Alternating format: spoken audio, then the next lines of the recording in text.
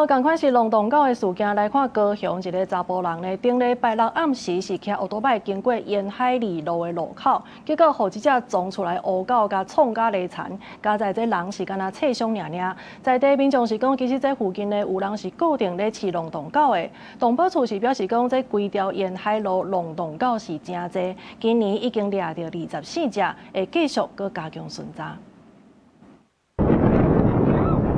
雄雄一隻烏狗撞出來，頭前的奧多擺袂顧閃，人掛車走過離出去，摔一個真正力。這畫面攏互後面騎奧多擺的人翕落來，警方趕到場，馬上甲受傷的查甫人送病院，加在伊敢若輕傷。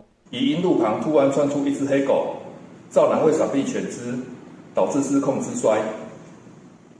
趙男手腳多處擦挫傷，經送醫後無大礙。另酒測值為0。事故發生地點是高雄小港沿海二路甲木大街路口，翕到事故過程的民眾事後閣轉去看，嘛看到規群的狗仔咧過車路。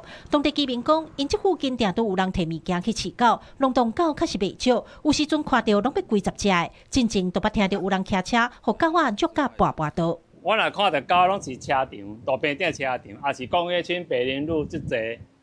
狗流浪就較濟啦。為什麼呀？迄是有人咧飼嗎？也有人咧飼，伊我看迄畫蚵仔送，攏買規包的飼料，攏佇遐咧飼啊。